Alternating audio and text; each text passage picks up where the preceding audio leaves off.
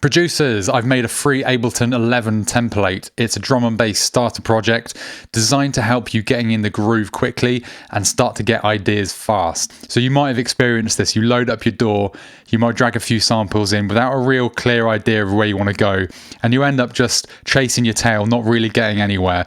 I've been there, I've done that.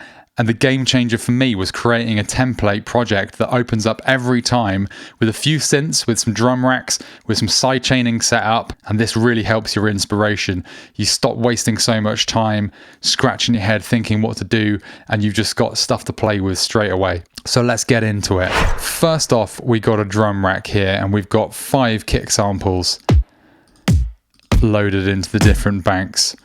This means when I'm working on drums, I can just flick between different kicks. So I'll actually have about 100 different kicks in my kick racks, but obviously this is just the template to get you started. Same with the snares. I've got 4 or 5 snare drums. So you can just flick through these on the MIDI scroll, and you've got different snare drums. Then we've got a percussion rack, which has got a few select percussion sounds.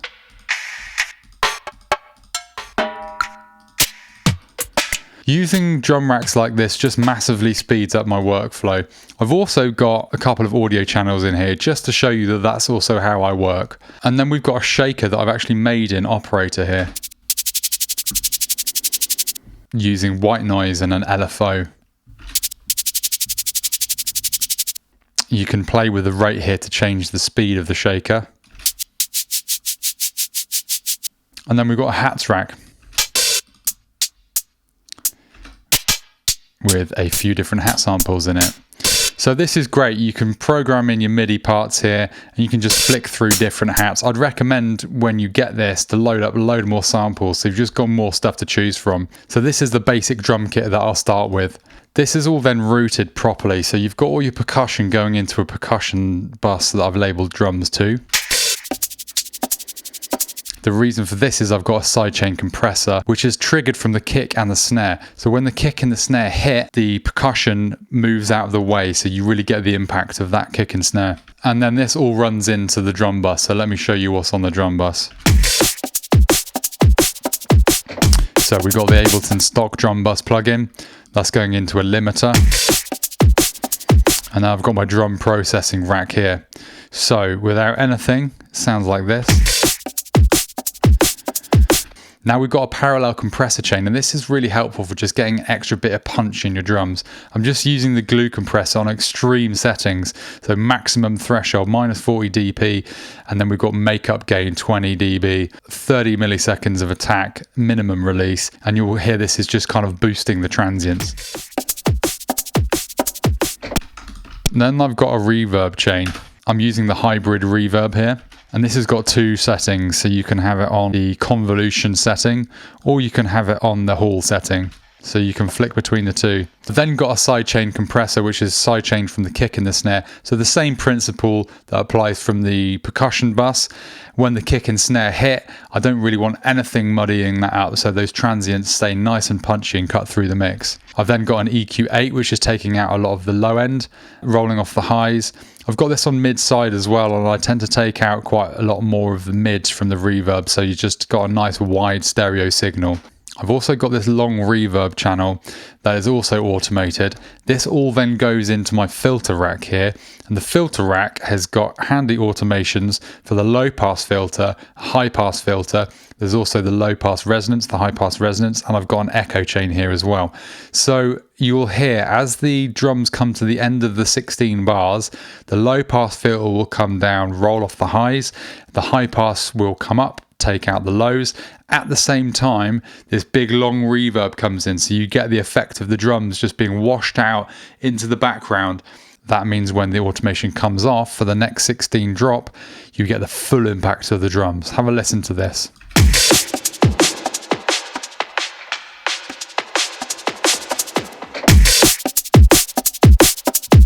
It is probably also worth noting I do use third-party plugins, but I've built this template just using Ableton stock plugins. So when you get it, everything will load up, all the samples and everything will work for you. If you want to grab this template, it's absolutely free. The link is in the description. Now let's move on to the bass bus. So we've got a couple of different instruments that you can just play straight away. My general approach to designing bass is EQ, compression, distortion. So the first instrument I've made is this kind of gnarly sounding sine fizzy bass.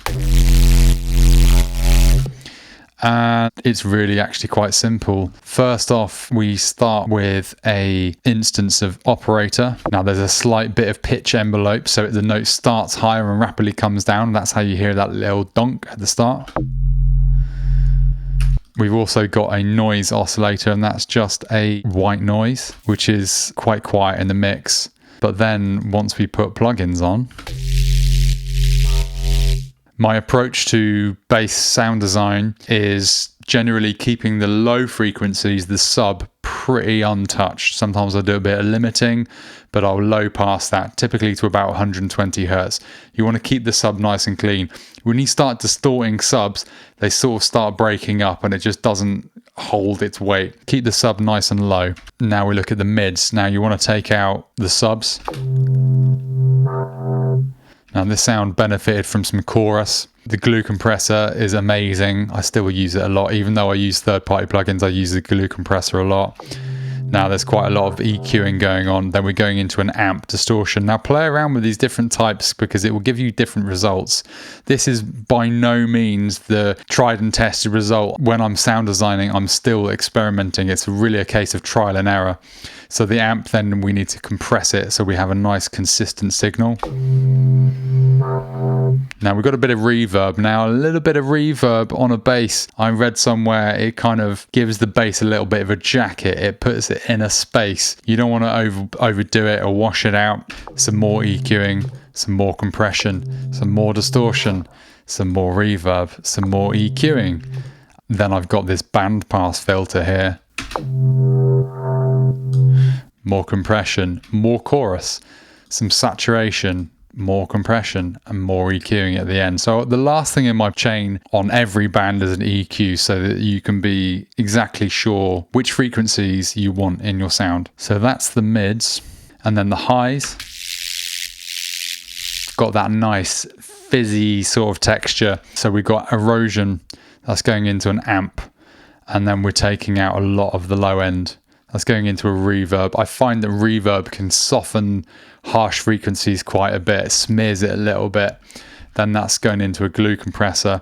We've also got this auto pan. Now auto pan, if you put auto pan on 360 degrees, it acts like an LFO. Really good tip. So that's the chain. And then I decided that I needed a little bit more gluing, a bit more extra processing. So that's going into a multi-band dynamics, then that going into the saturator with quite a bit of drive, and then some final EQing afterwards. I've then got a utility plugin. Now you'll find pretty much have a utility plugin on the end of every channel. Just gives you complete control, and volume automation is a secret weapon. Next instrument we've got is pretty much the same as the first channel. I think it was just slightly different because we had some more staccato notes, so a little bit more of a bouncy bass. And then we've got just a nice wobbly little sub, but that's got an LFO at rate 1/16. That's modulating the frequency here. This has also got a noise oscillator on it. And then that's going into a saturator. So pretty simple stuff really. We've got another, what we've called this, another little fizzy rack. Yeah, so it's kind of the same sort of sound, similar kind of processing as the first two here. And then I've got an 808 rack here. Pretty meaty 808. So this is just built with stock plugins. And again, we've got operator. Pretty nasty sounding 808 rack, if I do say so myself. So this is just one instance of operator. Similar kind of chain as the other bass channels, isolating the subs. There's a bit of limiting on the sub here. And then the mids channel, we've got a saturator, which goes into a reverb, which goes into an amp, going into an EQ to take out a load of the low end. This goes into a chorus, then it's glue compressed, more reverb, another amp, we've got a gate, and an erosion, and then another EQ8, another amp, another gate, a saturator, a compressor, another reverb, more EQing, and a compressor at the end. So that's the mids.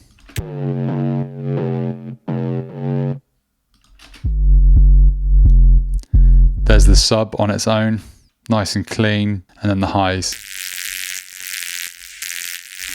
Yeah, so similar kind of chain really. Erosion, quite a lot of drive on a saturator. EQ taking all the low end out, running into an amp, then a reverb to soften it and give it space. Another erosion, another amp, glue compressor, and more EQ. And then same thing again, we've got some extra processing just to glue things together. Another multiband dynamics, another saturator, and another EQ8 just to take out some of those harsh frequencies. So there you go. There's a pretty gnarly 808 rack for you to play with. Now, that all goes into the bass bus. We've got a little bit of limiting just to get a nice consistent level on all our bass. So the first thing we've got is this reverb chain. Now, sometimes I will just mix in a little bit with the dry wet knob on a plugin, but I like to have reverb as a send. I feel like you have more control over it. And then this is all set to macros in here, so you can just automate the amount of reverb to come in. Now I've got a sidechain compressor, which is sidechained from the bass itself. So I don't want loads of reverb just muddying over the whole bass bus. I want the bass to come through, and then when the bass dies down, I want the reverb to fill in the space around it. So we're sidechaining from the bass itself. So you can see when the bass hits, it's compressed, and when the bass dies out, that's when the reverb comes through. So that's a nice little trick, and you can do that with a lot of things. I've then got this auto pan, which, as I mentioned earlier, is an LFO once you put it on 360 degrees, and you'll hear how that sounds. You hear that flapping. This then goes into my sidechain rack, so the same thing, kick and snare, so that when your kick hits, you've not got loads of bass in the way. Same with the snare. I've rolled the EQ down to about 3K and 250 for the snare. So it's just ducking everything below those frequencies. See what else we got. All right, well, we've made this kick roll. You would have heard that in 1,000 different drum and bass tunes. It's essentially just the kick rack, but the MIDI patterns are 1/16. Again, we've got the filter rack here. So you've got a low pass and a high pass, and the resonance and a gain as well. So you'll see my automation here. We've got the low pass coming down and then back up. We've got the high pass going up and coming down, and the volume starts low and comes up.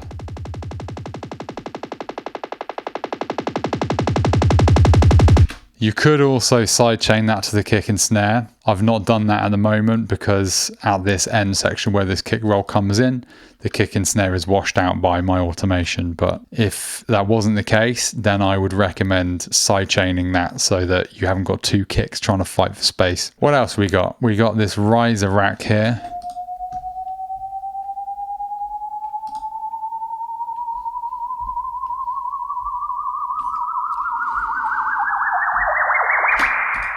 Very simple, but very effective effects. We've got a few automations on this. So we've got an LFO amount that's automated to come up. So it starts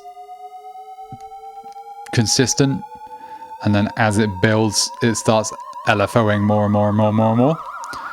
At the same time, we've got this reverb that washes things out. Otherwise, it can get quite intense. And high pass comes up as well, so you don't really want too much low in before the next drop. And then I've got this square wave as well that just adds a little bit of energy, and another volume automation as well. And then we've just got one of the Ableton stock chords just as an example of something that you could just drop in your project. And same thing, we've got this exposure sidechain rack, kick and snare. So this is really how you start getting things pumping. So I hope you find this useful. It's definitely sped up my workflow a lot, just having something to go straight away. As I say, when you get this, load more samples into your drum racks, start creating new instruments, and yeah, have fun producing. Also, if you want a deep dive into the world of drum and bass and jungle production, I've got a brand new workshop called Exposure Lab. It's an online 6-week course for a limited number of producers where we're going to make a drum and bass tune from start to finish. I'm going to tell you everything that I know about production and also how to navigate the industry, how to work with labels, and how to get music signed. So if you're interested, the link is in the description. And until next time, happy producing.